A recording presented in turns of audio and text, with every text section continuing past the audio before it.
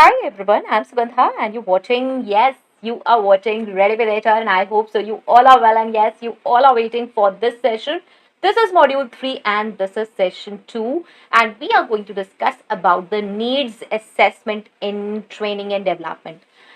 Let's have a quick recap so that you can rewind that what all we have done, and this will be a quick recap. Please check it out. If you don't want to check it, you can skip to 2 to 3 minutes, right? So first of all, we have completed module 1. There we have done two sessions, module 1, session 1 and session 2. There we have discussed about introduction to HRM and what is the purpose of HRM, then basic elements of HRM.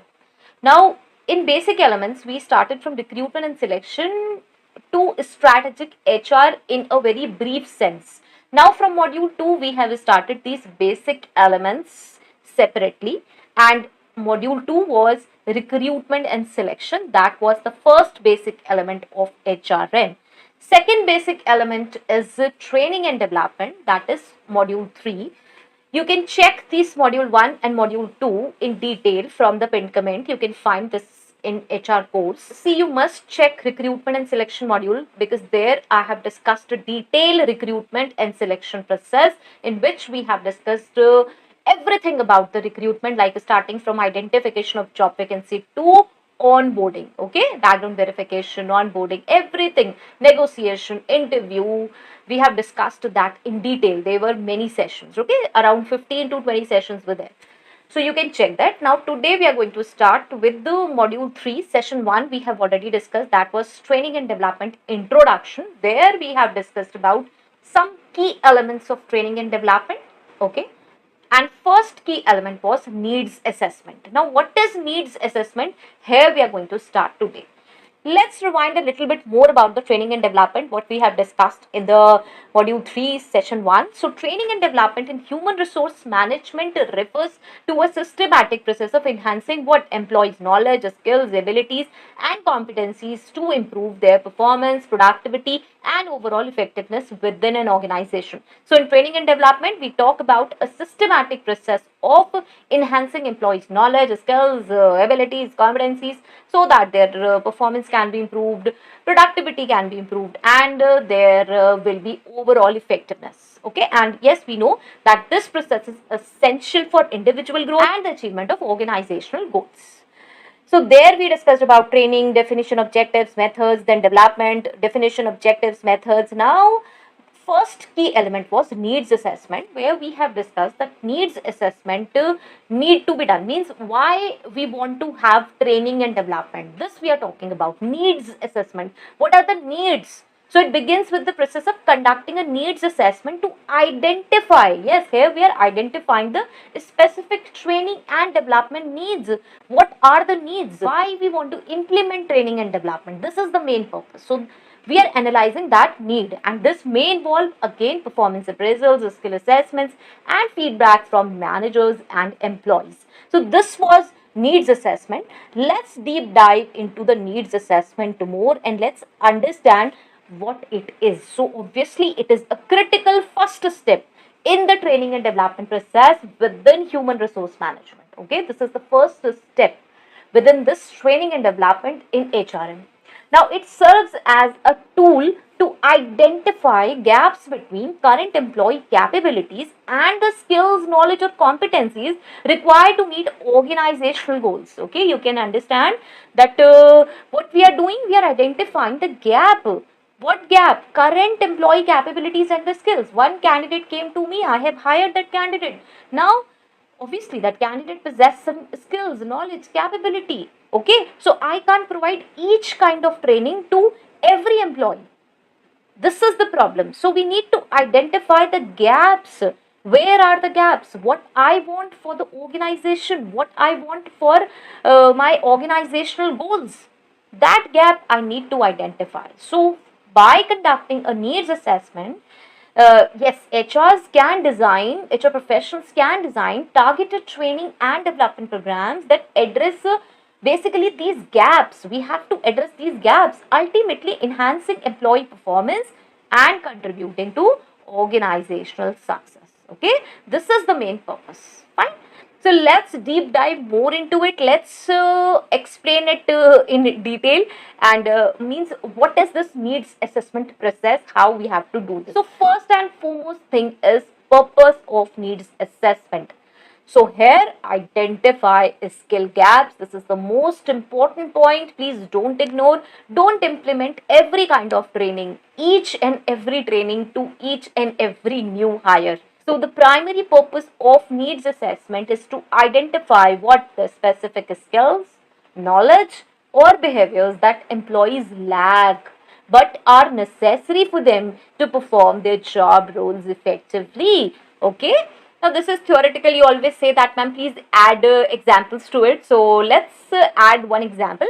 Imagine a technology company that recently introduced a new software development framework. Okay. The HR team conducts a need assessment by surveying the software engineers and finds that many of them lack proficiency in this new framework, although the engineers are highly skilled in other areas. But this particular skill gap prevents from using the new framework effectively. So what could be the action? HR identifies this gap and plans a targeted training program focused on the new framework. By doing this, the company ensures that its software engineers are equipped with the necessary skills to work on upcoming projects using the new technology.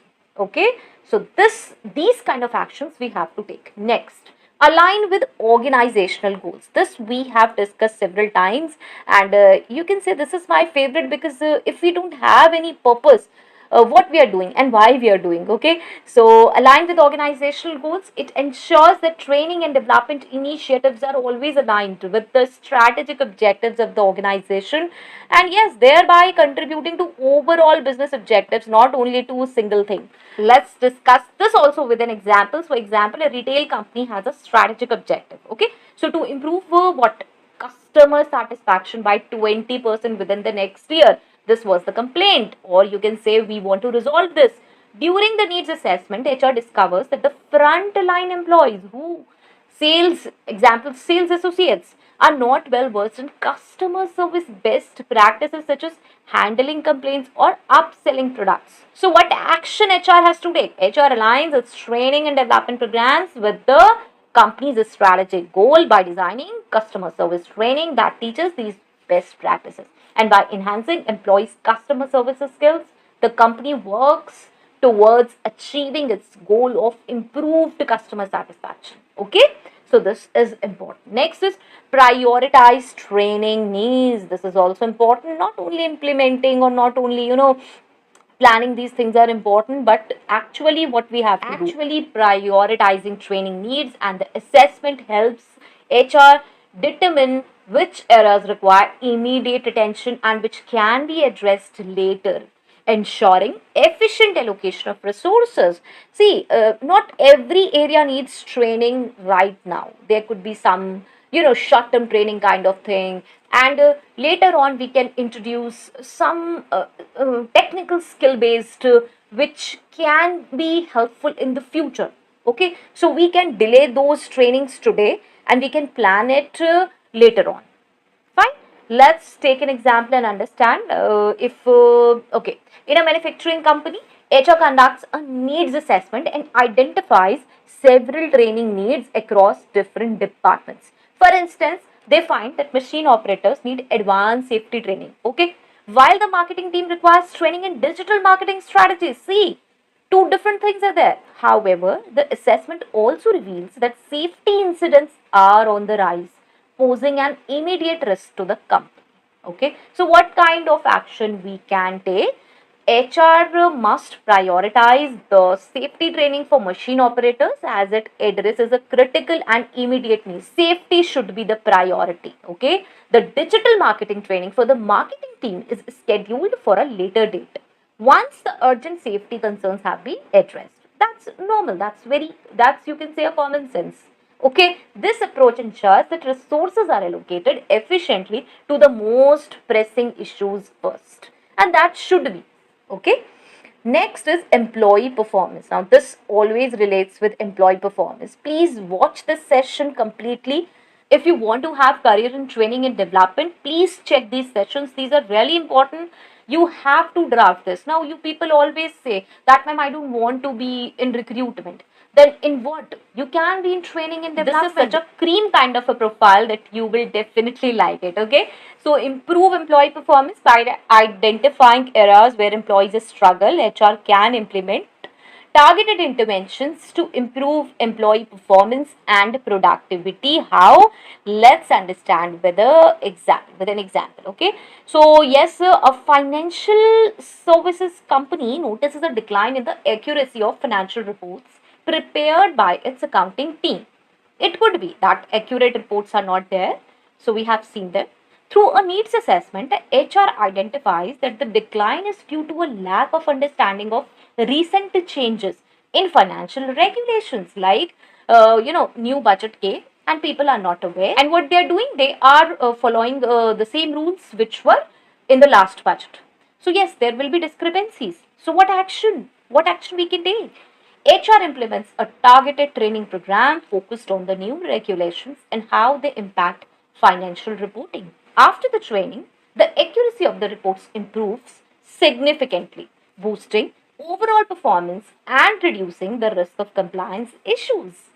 Okay, so yes, this way, obviously, this way we can do this, and I can say that in each of these examples, you can understand the needs assessment plays a crucial role in identifying where employees need support. You can see the pattern in each of the example, that ensuring that training aligns with the organization goals, prioritizing the most urgent training needs, and ultimately improving employee performance. We are not talking about employee performance on day one.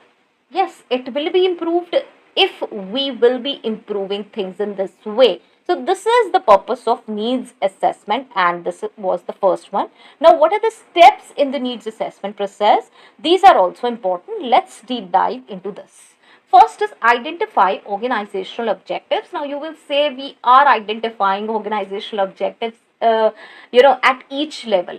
Yes, this is important. If you're working exclusively as a training and development manager, or you're working in this domain, then yes, you have to do this separately, because when we were doing recruitments, there we identified organizational objectives. Now we are not working in that domain, we are working in this domain. So yes, we have to do, or you can say we have to start fresh. Okay, so understand business goals and analyze business challenges. So HR begins by understanding the organization's short term and long term objectives. This helps in aligning what the training and development needs with the overall business strategy. Overall, we have to understand. Next is we have to analyze business challenges. They were the goals, what we have to achieve. Here we are talking about the challenges which could be unexpected, but yes, we can analyze few challenges, we can analyze. So HR examines current challenges facing the organization, such as it could be market competition, technological advancement, or regulatory changes that may require new skills or knowledge among employees. What kind of skills and knowledge are required? New skills. Next is determine the current performance level. Here, what we are going to do first is performance appraisals, then is key performance indicators. I think I have discussed about this several times. I have a proper playlist on my other channel ready to get update on performance appraisal, where we have discussed everything about performance appraisal, how we create this system. In fact, if you want to have career in this domain, then also what kind of interview questions are there, this we have already seen. Okay, so you can check, and this key performance indicator session is also there on my other channel ready to get update. Please check that. And if you want to have these sessions over here, please do tell me, because yes, slides are ready. I can translate it into English on this channel also. So performance appraisals, HR reviews performance appraisal data to evaluate how well employees are meeting their current job requirements. Now this includes identifying areas where performance is below expectations. Yes, below expectations. Key performance indicators, what we are doing, analyzing KPIs help HR determine whether employees are meeting specific job related targets and where improvements are needed. Okay, this is important. Next is conduct skills assessment, and here what we have to do first is the skills inventory, second is gap analysis. Skills inventory, HR conducts a skills inventory to catalog the existing skills and competencies of employees, and this involves what? Gathering information about employees' qualifications, certifications, and on the job experience. Gap analysis: by comparing the skills inventory with the skills required for each role, HR can identify gaps that need to be addressed through training and development. This is important, okay? Next is gather feedback from stakeholders. Now, what is this? Why we are doing this? Let's understand employee feedback and managerial input. HR may conduct surveys and interviews or focus groups with employees to gather their insights on the challenges they face and the skills they believe they need to improve. Okay, so you can ask from whom? From the employees itself. They can tell you. We always fear that, okay, employee will think we will remove them, or in fact, even we think that, okay, if the employee doesn't possess this skill, I'm paying them so much, they must possess this skill, let's remove them. This is really a bad idea. You can improve these things through this training and development. Next is managerial input. Managers provide valuable feedback on their team members' performance. Yes, they provide, identifying specific areas where additional training or development is required. Now, you have to create an atmosphere where people are speaking truth. If you are removing people, or you are giving, show cause notice, or something, sort of such things you are doing with the employees or the managers, they won't be telling you the weaknesses and the areas actually where things needs to be improved. Okay, so you need to change your policy or attitude towards employees, then you can get actual feedback. Next is analyze job requirements. Job analysis. Now, HR conducts a detailed job analysis to determine the specific skills, knowledge, and behaviors required for each role within the organization. Fine. So, competency frameworks. Establishing competency frameworks for different job roles helps HR in defining the exact competencies required for success in each position. What all competencies are required? Exact competencies are required. Okay. Next is identify organizational and environmental factors. So, industry trends and organizational changes. These both the things are important. So, HR considers external factors such as industry trends, they are important, technological advancements, and regulatory changes that may necessitate new skills or knowledge. We know that AI is there, people are implementing things through AI, so we must know that. Organizational changes. Now, these are internal factors such as, you can say, okay, restructuring, new product launches, or changes in leadership may also drive the need for specific training and development initiatives. Okay, so this could be. Now let's do two more things. Please check the session completely. Okay, this is extending. I think 20 minutes have already been crossed. Let's do it within 5 minutes. So, outcomes of a need assessment. First is prioritize training needs. Now, based on the assessment, HR can prioritize training needs by determining which skills or competencies are most crucial to address in the short term versus those that can be developed over time, as we have discussed above also. And tailored training programs. Yes, the needs assessment informs the design of training programs that are specifically tailored to address the identified gaps. This ensures that training is relevant and effective. You have to tailor training programs. This is the outcome. We are discussing about the outcome of needs assessment. We have already analyzed what all is required. Now we are transforming this into real. Okay, what needs are there, we are transforming. So first we have done prioritizing training needs, what training needs are there, and what we have to prioritize. Okay, which kind of training we have to prioritize. Second, we are discussing about how to tailor training programs. Then is resource allocation. Now see, HR can make informed decisions about how to allocate resources. What kind of resources? Like time, budget, personal, okay, people means, to the most pressing training needs, ensuring efficient use of organizational resources. Now you have to do this, what kind of training is required, and how we have to provide this. This is important. Next is measurable objectives. The assessment helps set clear, measurable objectives for the training and development programs, allowing the HR to track progress and evaluate the effectiveness of these initiatives. Now, what is this? Measurable objectives. That should be set and clear. Objectives should be measurable. Okay, so that we can track the progress and evaluate the effectiveness of our initiatives. Whatever we have done, we have to evaluate its effectiveness also. Okay, next is enhanced employee engagement. This is quite obvious. Yes, we are working on improving individual growth and organizational objectives. So, yes, employee will feel engaged. Involving employees in the needs assessment process can definitely, yes, I'm sure, definitely increase their engagement and buy in for the training programs as they feel, yes, they feel their input is valued and the training is directly relevant to their needs. We can ask them, we can involve them, and then they will be, engaged in those trainings. Okay, so this is enhanced employee engagement. Next is tools and methods for conducting a need assessment. How we can do this? Let's do it in 2 to 3 minutes. Okay, so first it could be like surveys and questionnaires, then is focus groups, performance data analysis, interview, and next is observations. Okay, so okay, let's talk about this briefly.